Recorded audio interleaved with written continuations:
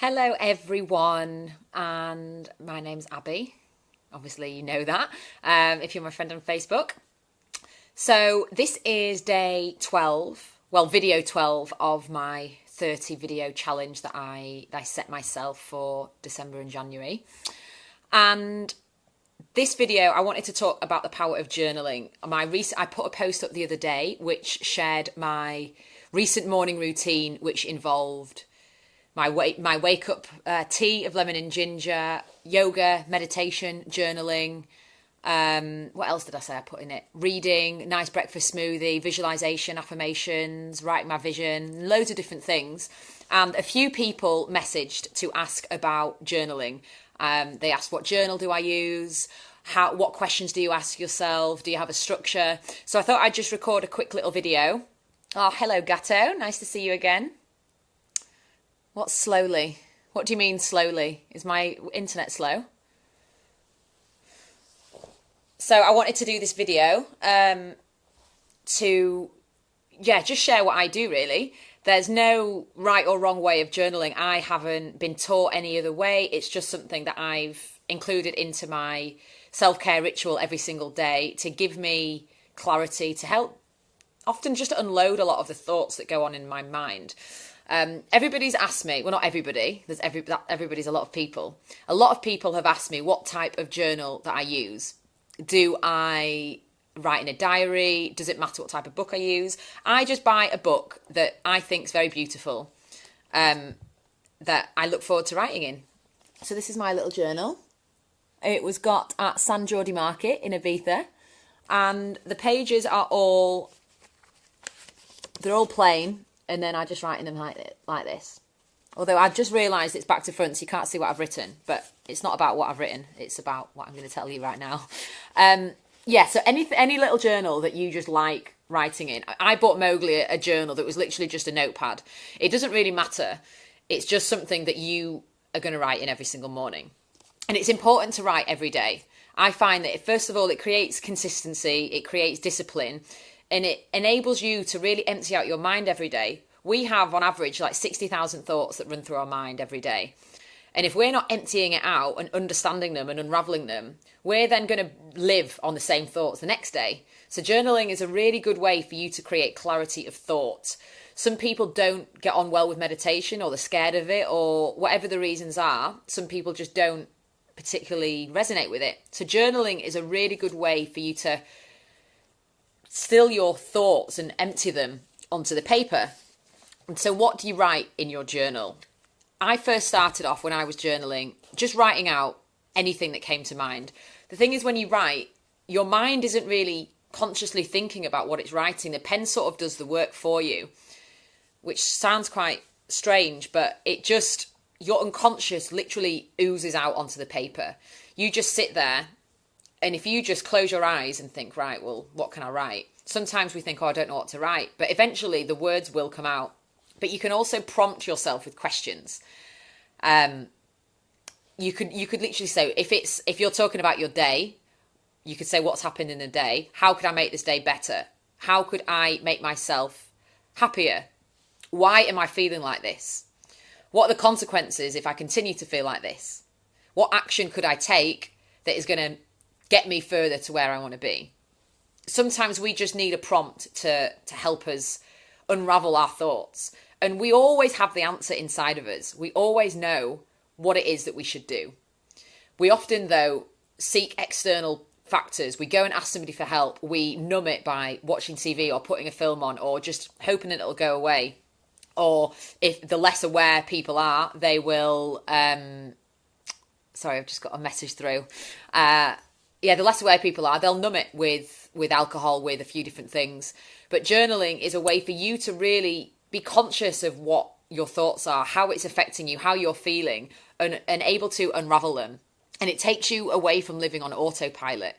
It stops you from reliving the same thoughts every single day, because unless you look at what thoughts you're thinking, unless you look at the source of your frustration, the source of your unhappiness, the source of struggle, pain, anything, then you're going to continue to live in that pain, in that frustration, in that anxiety.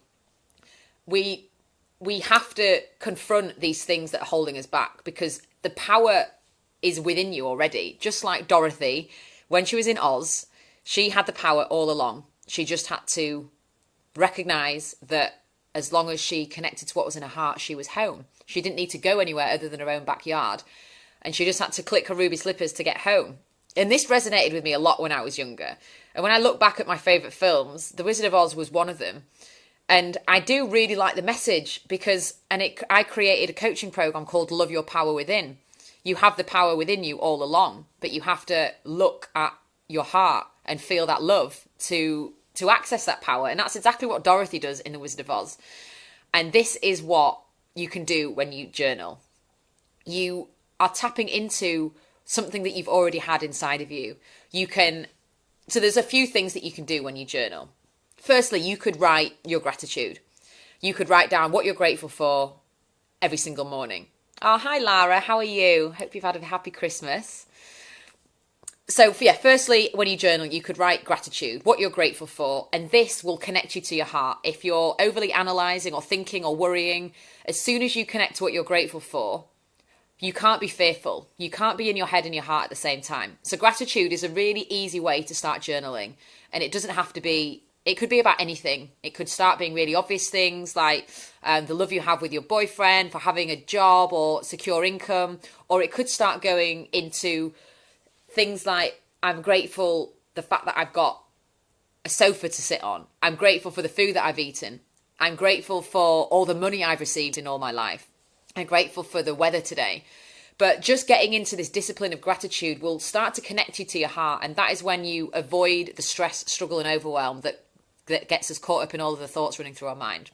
So firstly, gratitude. Secondly, you can write your intentions or your plan for the day. And this helps you focus. You're starting the day clear on what you're doing. You know exactly what you've got to do. And I'm not necessarily talking about a to-do list. I'm talking about clear intentions for what you wish to achieve that day. We often get stuck. We often feel overwhelmed. We often really lack clarity in our life because we don't actually know what it is that we're going towards. We get caught up in what we're doing every day instead of why we're doing it. So when you write in the morning your intentions or your purpose, it doesn't have to be intention for the day. It could be for the week. It could be for the year.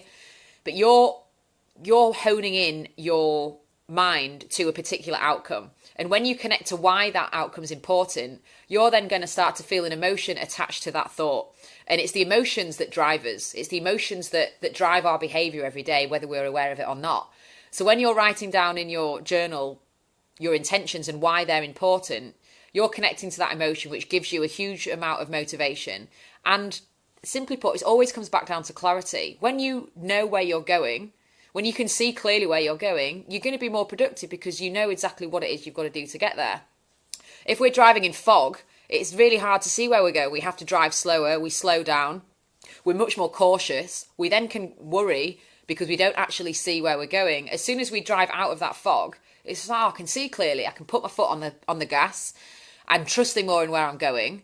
So it's the same with our mindset. We have to really be clear on exactly what it is we want. So that's the second thing you can do with intentions.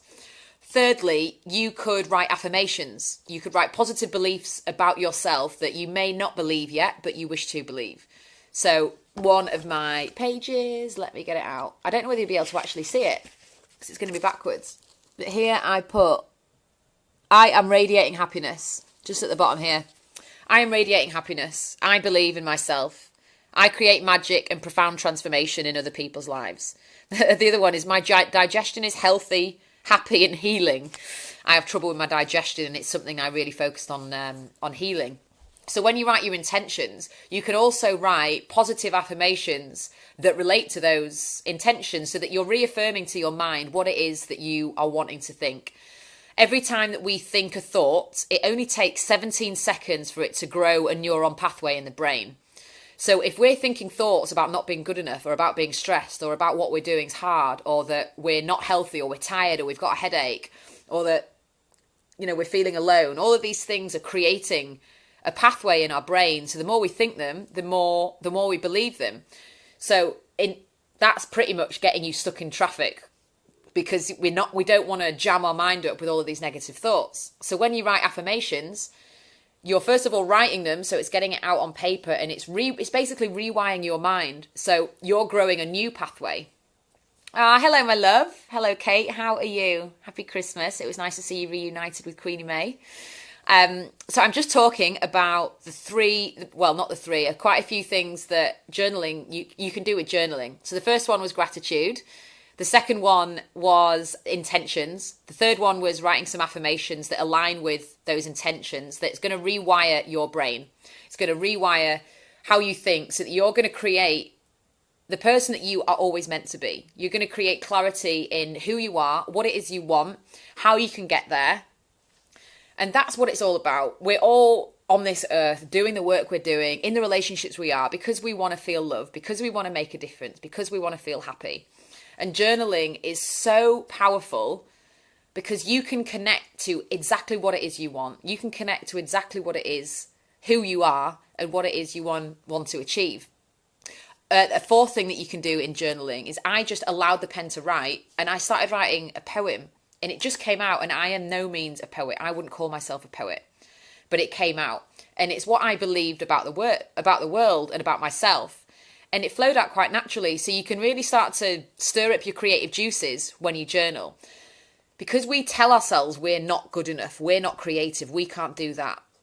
But when you're writing, you're connecting to your heart, and you see that you are these things that you tell yourself you're not. So it's not thinking too much about what you're writing and just allowing it to flow. And this is what we have to do in life, right? We have to let go of what we think we should do or who we think we should be. And Kate, oh my God, so mad. I wrote a poem in my journal today. How mad is that? But it is true, isn't it? Did you intend to write a journal, Kate? Let us know. Or did you intend to write a poem even, or did it just flow out? Like, we just allow ourselves to be whatever it is we are meant to be. When we stop restricting ourselves, we tap into that power we have all along. Just like Dorothy in Oz, we have that power within us. See, it flowed. It flowed out of Kate's pen onto the journal pad. It's so powerful. And it is training for life in many ways, because what we allow ourselves to do in our morning practice, in our journaling, in our yoga, in our meditation, is we're stopping ourselves from projecting a story into our life. We're allowing ourselves to stop, be present, and be. As Wayne Dyer said so famously, we are not human doings, we are human beings. And we have to allow ourselves to be. And so that's what you can do in journaling. There are so many more things that you can do.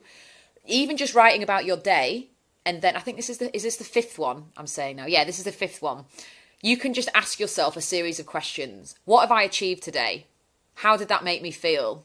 What could I do tomorrow that will better that? Who have I helped today? Have I done what I set out to achieve? How am I feeling about this? How can I bring greater love into my relationships? What is it that I could potentially do more of that's going to make a difference to people? What training do I need to invest in to give me more? Another angel is on. Hi, Kim Meller. So to recap, I don't know where you'll have heard from. I'm talking about journaling. The first one I said to write gratitude. The second thing I said was to write your intentions for the day, for the week, for the year. The third one I said, I can't even remember what I said now. To write affirmations that align with your intentions. Something that will help rewire your brain to really believe that you are able to achieve those intentions. Then I said just to allow the pen to flow. And you never know what's going to come out. And two of us have had poems that come out. And then I am just up to number 5, which is asking yourself questions about what it is that you can do differently tomorrow that's going to help you achieve what you want to achieve, how you are feeling and why. What does this mean? What could this relate to? How can I change this? What are the consequences if I don't change this? There are so many different things. What is the one action I need to take that's going to help me achieve my biggest intention for the year? But I've not learned these from anybody. I've just allowed the pen to flow, and these questions have just come up. But the thing that you do with your work, if you're coaching, if you're doing a training, if you're teaching, like the questions that you ask others, it's just being able to relay them to yourself so that you can be more objective. We're so good at looking in on other people's world and giving them advice and being so objective and showing a lot of compassion. So we have to learn to do that for ourselves. And journaling is a really, really powerful way to do that. It enables us to just observe our thoughts. Everything that comes out onto the paper is nothing to be judged. It's not a place for you to look back on and think, oh, well, I shouldn't have thought that. It's just a place for you to be yourself, you to flow out onto the paper and learn to trust your intuition, learn to just see, oh, actually, this is right. I was right to do that. And sometimes it just takes us to write it out to be able to do that. One of the biggest realizations I've had was when I was writing in my journal. It was post a mushroom ceremony in November, and I was writing about an experience I had, and I wrote it out.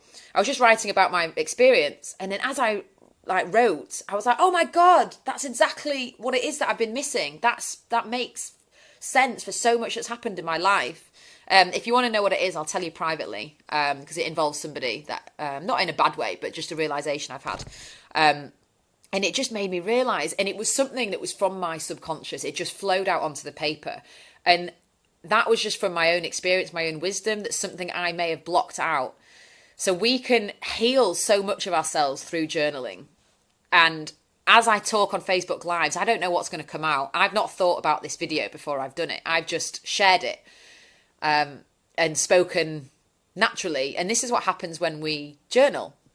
A lot of people don't want to do a Facebook Live, and that's fine. You don't have to do it publicly. But journaling is so powerful, and I love my little journal. I did have another one before that I got in India, which had a big Om sign on it, which I really, really liked. I sometimes even draw. Some of them I wrote, let me see. Like I just did a brainstorm of what my vision was, and loads of different words. So like it's endless. It's just about getting creative. Allow your creative juiciness to ooze out onto the paper, and you will never know what comes out. And it does make you feel bloody good. It does me anyway. The latest thing I've been doing is adding in, not in this journal, but in another place, who I'm helping and how I help them. I think when we're working with other people and helping other people, we've got to really refine who it is that we're helping and how we help them, because we can so easily lose sight of why we're doing something and get caught up in the to-do list and being productive and getting everything done, that we lose sight of actually who it is we're helping and why we're doing it. So connecting to that in the morning is also really powerful.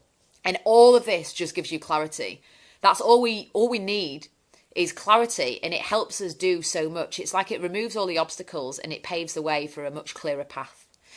Anyway, that is all from me for this video. I think I've shared 6 tips on how journaling can create clarity, so I hope that's been helpful. If you have any questions or you want me to do a video on another particular topic, then I would be happy to do so. You can comment on the video. If you've got value from this video, please do share it, or you're also welcome to drop me a private message. Have an amazing evening and amazing new year if I don't see you before, and I'll speak to you all soon. Big love. Bye.